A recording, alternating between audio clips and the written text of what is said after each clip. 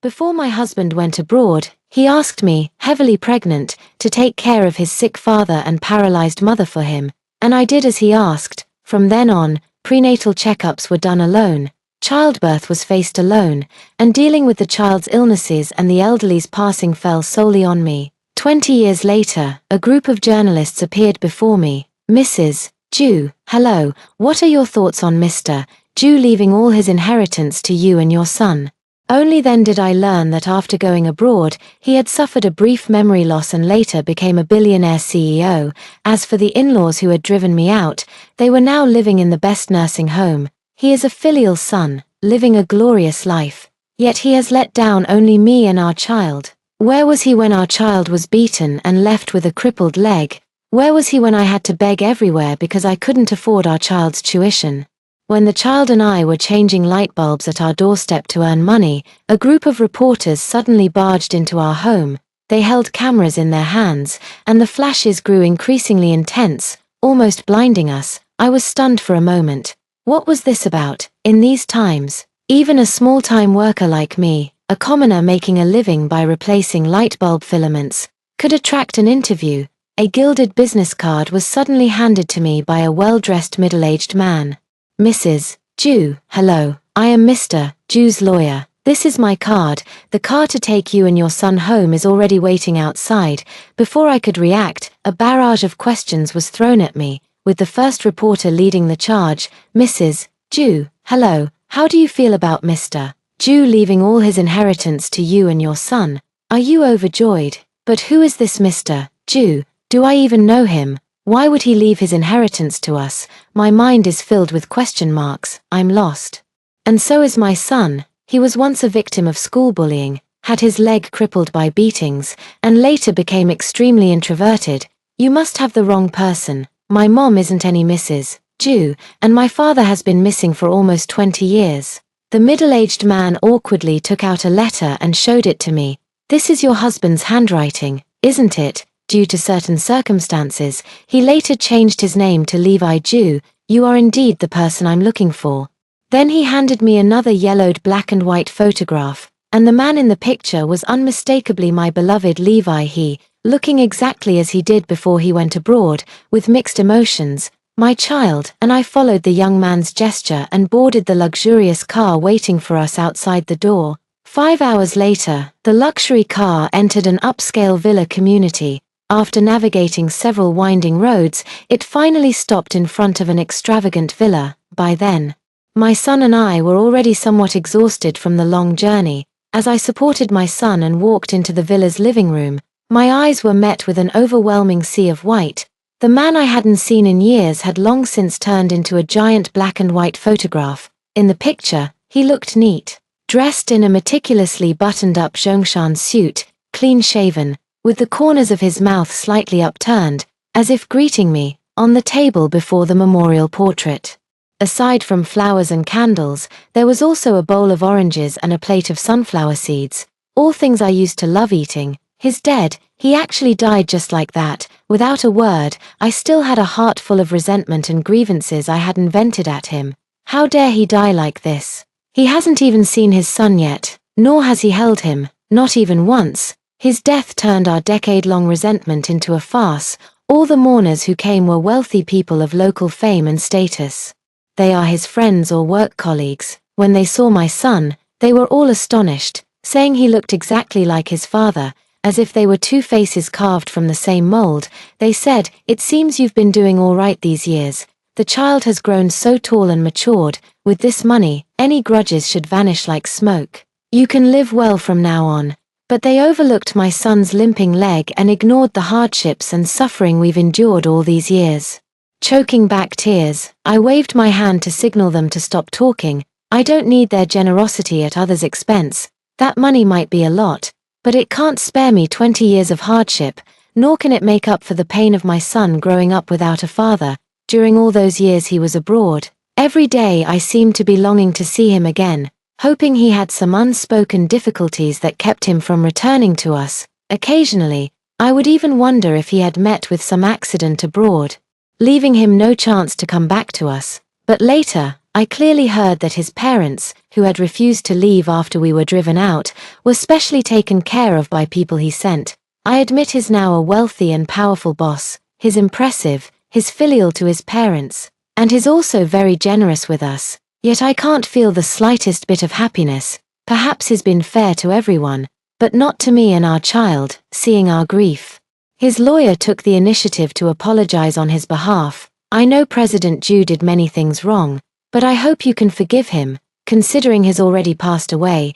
This was also his final wish. He also said that before Levi he died, he had wanted to see me, but he was terminally ill, coughing up blood almost every day. He was afraid of frightening us, which is why he didn't bring us back before his death. Of course, there was another reason. He knew he couldn't face us.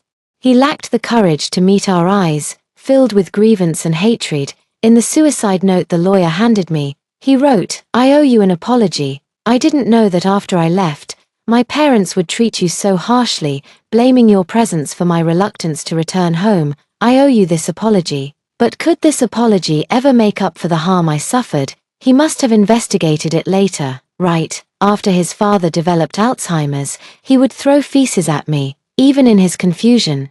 He still hated me, believing I was the reason he didn't want to return and reunite with them. No matter how I explained or how filial I was, it was useless. His mother was bedridden, and I took care of her every need, even selling the heirloom jade bracelet my mother gave me before marriage to pay for her medical treatment.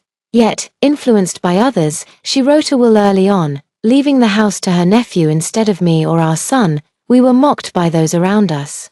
When people laughed at me for having no husband and at my son for having no father, he was nowhere to be found. So now, there's no need anymore. I raised my head sadly, holding back the tears from falling. I won't accept his apology. Seeing how stubborn I was, the lawyer and many others around came to persuade me.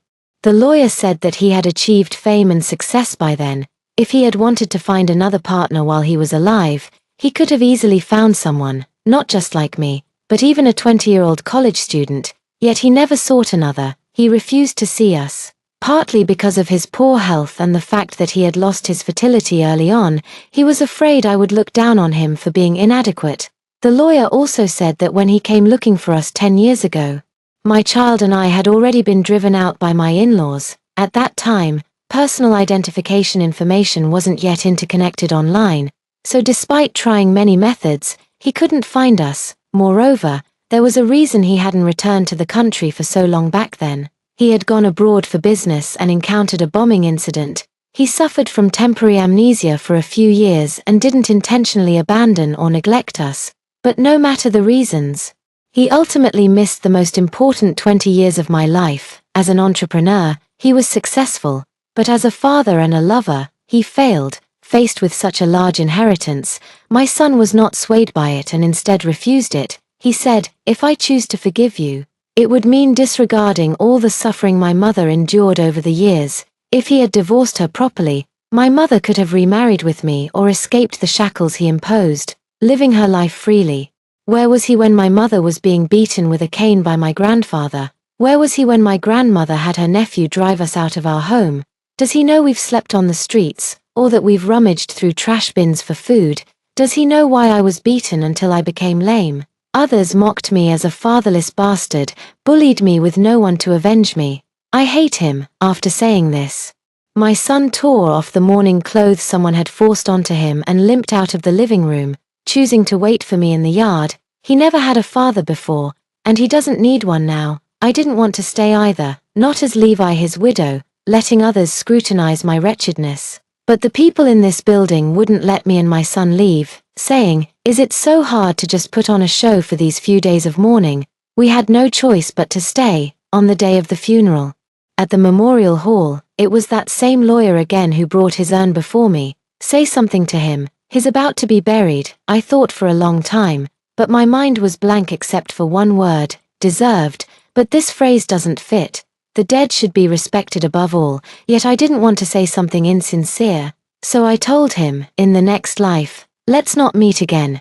You take your sunny road, and I'll cross my single plank bridge." When the lawyer tried to hand me the urn, I refused, but when I saw his urn being lowered into that small, square pit with my own eyes, Yet I still feel a bit sad, sad for the 20 years I wasted in vain, sad for my lost love Levi he. I'm so heartbroken. I think my Levi he died long ago. What now lies in the urn is the renowned Mr. Jew. Not my Levi he. My Levi he would never have the heart to treat me this way. Unable to hold back any longer, I collapsed to the ground, weeping bitterly. As I cried, my vision blurred, and I plunged face first into the dirt pit before me. Mom, what's wrong? Don't scare me like this. Just as I was about to lose consciousness, I seemed to hear my son calling out to me, and then everything went black. I was jolted awake by the loudspeaker from the cotton mill. When I opened my eyes, the first things I saw were the checkered curtains my mother had bought and the thermos on the table.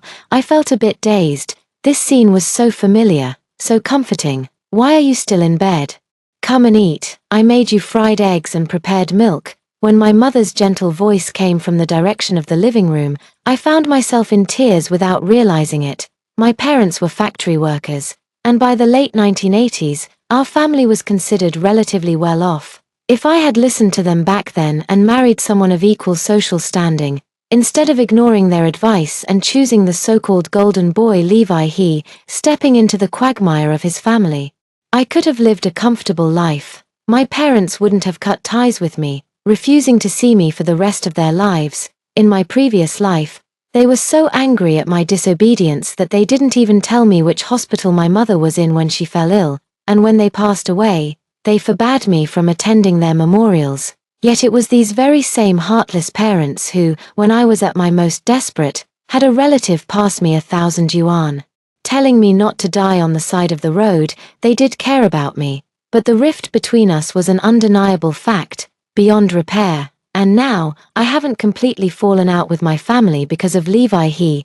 There's still a chance to mend things. I finished washing up with a smile and sat at the table to have breakfast with my parents. As they ate, they heard Levi he again. My mother cautiously spoke up.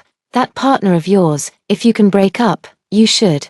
The only college student in the district is bound for great things in the future. A high position is no match for you. These were the same words they had said to me in my past life. But back then, I believed love could conquer all, that true love meant defying the whole world for him. So in that previous life, on this very morning, I had a huge argument with my family and left in anger. Indeed, good advice is often hard to swallow. Everything they said later came true, one by one.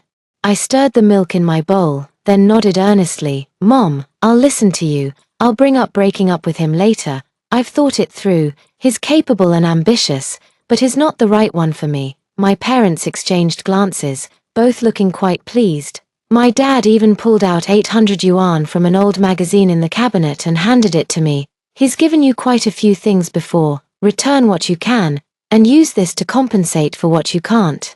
We can't just take his things for free and let others laugh at us. I was stunned. Dad, isn't this the money you said you'd use to buy a fridge and a color TV? My dad waved his hand. It's fine. We can buy a fridge and TV later. My daughter's happiness is what matters most. Right now, all I can think is how utterly despicable my past self was. Arya, what brings you here? When Levi he saw me at his university gate, he seemed momentarily stunned. He probably never expected me to suddenly take a bus to the provincial capital to find him. I came to tell you something. As I spoke, quite a few people around us were staring in our direction. They, like Levi he, were dressed in fashionable clothes, their faces brimming with youth and enthusiasm, holding books that were obscure and difficult for me to understand. Unlike me, who looked like an ordinary worker, completely out of place among them. But Levi he didn't seem to notice at all. He didn't avoid me or look down on me for coming from a small town and dressing plainly. Instead, he warmly pulled me aside and said, Arya, it's so great that you're here. Let's take advantage of the weekend, and I'll show you around the area. A smile lingered at the corners of his lips, and his eyes reflected my image. That Levi he, who once had me in his heart and eyes, seemed to return to my side in that very moment. He is Levi he in flesh and blood, no longer that struggling patient on the verge of death. He poured out to me like spilling beans, telling me about all the fun things here and what had happened recently, in the pavilion near the school. He held my hand and talked endlessly. I didn't interrupt him. I feel like this is a dream. a beautiful dream I've longed for years. I'm not afraid of its brevity, only wishing this moment could last a little longer. Letting me see my beloved one more time. But the moon waxes and wanes, and people experience joys and sorrows, partings and reunions. This moment was bound to come. After he had talked himself hoarse, I took out all the things he had given me from my backpack and placed them on the small table. These are the things you gave me before. The scarf is old, the 2 magazines got lost, the candy was eaten, and this part I've converted to cash for you, about 300 yuan, here's 500. Let's break up, don't see each other anymore. He froze. It took him a long time before he finally opened his mouth. Why, have you found someone else? I shook my head. He asked again, is it your family who thinks I'm not good enough for you? Or is it because you think I don't earn enough? I shook my head again. It's my family who thinks you're too outstanding. The fee you earn from translating a book is more than what my mom makes in a year, but precisely because of that, I can't keep up with you, and yet I'm unwilling to spend my whole life as just an appendage to you. If we get married, people won't see me as Arya Cai anymore. They'll only notice that I'm your wife. Levi, whatever I do, they'll only care about whether my actions might embarrass you. Your parents would think I'm marrying above my station, treating me with disdain. They're in poor health and need care, but they'd still look down on me. You can't possibly stay with this family and me forever after marriage. You're ambitious. I've heard you say more than once that you want to go abroad to do business. Then what about me? Stay with your paralyzed mother and your sick father, have a child and grow old alone. You can't be too greedy, you can't have it both ways. Since you've decided to pursue your career, then focus on that. Don't waste my youth, I can't afford it. I poured out all the bitterness I couldn't express in my past life, venting it all out like spilling beans. Levi, his eyes reddened again and again as he held me tightly in his arms. I'm sorry, I didn't know you had to endure so much. I'll talk to my family about it. You're absolutely not reaching above your station. It's me who has always liked you and wanted to be with you. So please, don't break up with me, okay? His chest rose and fell rapidly, and I could clearly sense how terrified he was of losing me, but I was no longer afraid. I had already lost him once before. This time, I don't want love anymore. All I want is a happy and harmonious family. I want to live in peace with my parents. I want my child to be born into a family with a father. And I want my career to reach new heights, not to be dragged into hell by his family of origin. He might truly be remarkable, an outstanding boss. If I were a bystander, I'd applaud him and take pride in him. As a lover, he truly isn't suited to be a husband. No husband would abandon his lover and child for a full 20 years, completely indifferent and uninvolved. But you would still go abroad to do business, to war-torn countries. Right, you were born to make big money. You're ambitious and capable. You care about your career. But does that mean mine isn't important? I wasn't swayed by his sweet talk. Why is it that just because I'm not as outstanding as him, when someone must sacrifice for the family, it's automatically assumed to be me? I also want a thriving career. I have a real knack for sales. If it weren't for marrying him, I was originally going to work at a coastal trading company through a friend's introduction. Influenced by him and to keep up with his pace, I had taught myself English, which would have made me highly sought after in a foreign trade company. You can pursue your career, and after marriage, I can hire a nanny for my parents.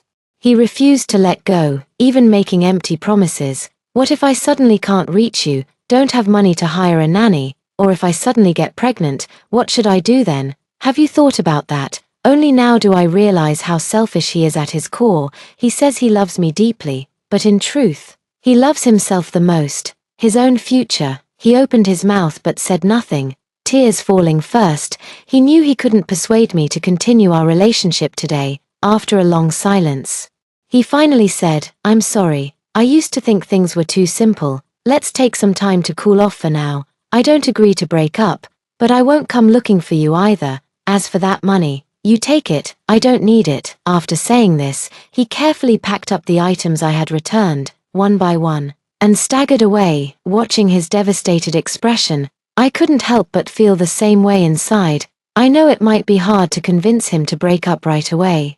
So I'll wait. Time will heal everything. After returning home, he indeed never showed up again. I started working from 9 to 5, and everything gradually fell into place. I'm slowly adjusting to life without him. However, an unexpected slap shattered the peace that day. Slap, a crisp sound rang out, and 5 finger marks appeared on my face as I was selling goods. I looked up to see it was Levi, his father, Hidajuan, who dressed respectably thanks to the money his son sent every month, behaved in a vulgar manner. "I'll beat you to death, you wretched woman, because you dumped my son." He was upset and got into a car accident, fracturing his bones. He's still lying in the hospital now. "You must compensate our family for the losses." It was the peak sales period, and the supply and marketing cooperative was crowded with customers, most of whom were employees from our factory and familiar with me.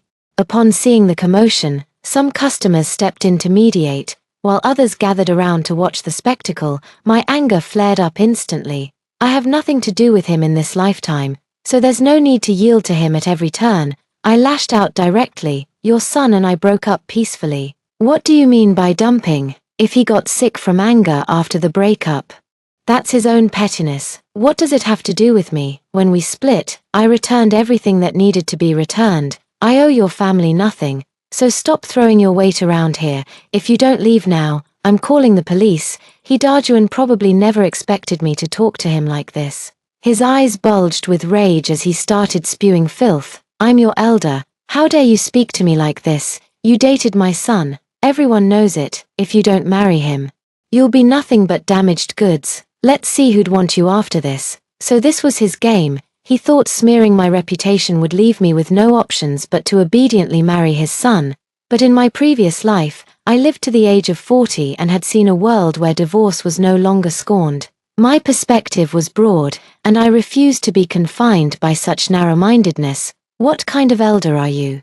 Just because we dated doesn't mean we slept together. How does that make me damaged goods?" "Rest assured, even if I remain unmarried for the rest of my life and become an old maid, I'd never marry your son." With that, ignoring everyone's attempts to stop me, I picked up a broom and chased Hidajuan out. This incident made me infamous overnight, turning me into the factory's notorious shrew. My mother was so worried her hair nearly turned white. "Now your reputation has been ruined by their family. Even Aunt Zhong, who promised to introduce you to a potential match last time, has backed out, saying she won't arrange any more meetings for you." My father sighed and said, "If it really doesn't work out, you don't have to get married, stay single for life, and we'll take care of you. Don't take the gossip in the factory seriously, don't let it get to you, and whatever you do, don't lose hope." But I didn't think it was that bad. I had long wanted to go out and see the world. After this incident, I suddenly made up my mind. I patted their hands reassuringly and said, "I've decided to quit. Instead of being pointed at in the factory, I'd rather go to the coastal areas and try my luck. I'm good at sales, and with my English skills, I'm sure I can find a better job and start over." Why is it that only Levi he can make big money? I refused to believe it. Having been reborn, I know too many future paths to wealth. I'm going to make big money too, and I'll show him what it means to balance family and career. That building a career doesn't have to come at the expense of family, and with determination, both can be achieved. After a night of consideration, my parents agreed with my plan. I wasted no time and submitted my resignation that very morning, giving up the coveted position of salesperson at the supply and marketing cooperative. Everyone said I was foolish, abandoning an iron rice bowl to dive into business. Utter madness. Some even suggested I should take the opportunity to gracefully step back and marry Levi to silence the gossip. After all, he was the only college graduate in the entire district, and with rumors of him soon pursuing graduate studies, he became an even more precious catch, a top-tier match by any standard. But I paid no heed to any of it. I only stood firm in what I believed was right. Levi was finally discharged from the hospital and rushed back from the provincial capital in a hurry, only to bump into me standing in the train station waiting hall, carrying large and small bags. He was eager to apologize and explain to me, but despite having prepared a whole speech, he was startled when he saw me like this. "Where are you going? Are you giving up your job?" I nodded awkwardly. "To the coast. I'm going to pursue my own career too." Levi panicked completely. "Will we still see each other in the future? How can I find you? Will you ever come back?" I shook my head. feeling even more lost than he was. I hadn't even figured out exactly where I would settle down yet. I only had a vague direction for my future plans, but I had to make him give up. Probably not. I'll likely settle down there, get married, and start a family. You know, your father completely ruined my reputation here. If I stay, I'll just keep being laughed at. I've truly let go now. So you should too, move forward and never look back. But Levi, he refused. He knelt down right in front of me at the train station, in full view of the crowd of onlookers. A man as proud as him actually knelt before me, casting aside the self-respect he had always cherished, choking back tears. He clung to my legs. I'm begging you, don't go. I don't want to lose you. I'll apologize on behalf of my father. I believe at this moment, his love for me couldn't be fake, at least right now. He truly loved me deeply and couldn't bear to let me go. Such a man was worth my 20 years of waiting. But the man he later became wasn't worthy, so I won't trade my entire life for just this fleeting moment of emotion. He might be kneeling this second, but if I soften my heart now, I'll be kneeling for the past 20 years. His suffocating family background, the hardship of raising a child alone. I'm not just choosing a husband for myself, but also a father for my son, at this moment. I'm more certain than ever about my decision. I quickly reached out to help him up. Don't do this. People are watching. A man's knees are worth gold. He should only kneel to heaven, earth, and his parents. I can't bear you kneeling to me. He refused to get up. If you don't agree to stay, I won't get up. He truly couldn't understand how I, who had been envisioning a future with him just half a month ago, could now be so resolute in completely abandoning him over some conflicts.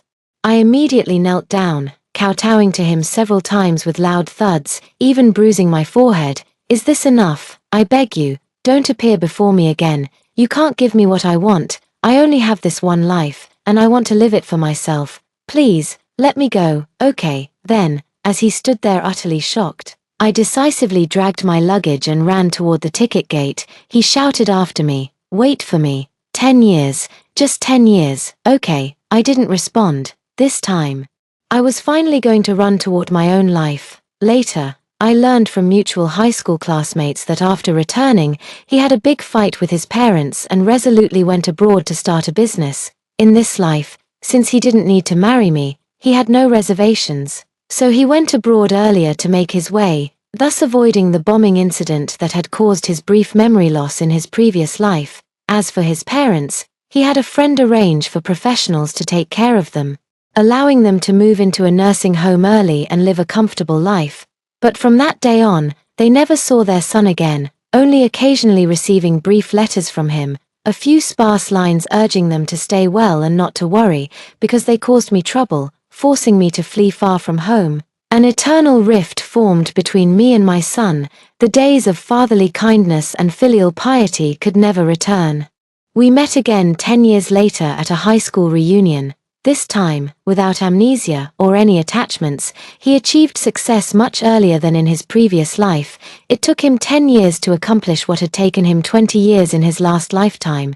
Then, with great honor, he moved his business back to the country and is now the CEO of a home appliance company. At this point, he is in his early 30s, free from illness, impeccably dressed, and chatting and laughing with friends at the gathering, until I showed up at the class reunion holding my 5-year-old son's hand, and his expression froze for a moment. When my classmates saw the change in me, they all widened their eyes in surprise. After all, no matter how hard I tried before, the biggest halo around me in others' eyes was nothing more than being Levi, his girlfriend. Now, dressed in glamorous outfits, adorned with designer brands, carrying the latest French luxury handbag, and holding the hand of my son, who was dressed impeccably like a little gentleman, it was clear at a glance that he was well-bred. Everyone had heard about how I was slapped by Hidajuan back then, and they all said I left in disgrace. No one had much faith in my current situation. After all, without Levi, where could I possibly find another husband with such promising prospects? A female classmate exaggeratedly opened her mouth wide. Where have you been? Did you land a wealthy husband?